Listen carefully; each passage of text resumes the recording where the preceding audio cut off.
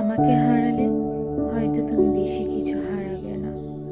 হারাবে কেবল এক জোড়া চোখ, যা পৃথিবীর সমস্ত মুগ্ধতা নিয়ে তোমায় দেখে। হারাবে কেবল এক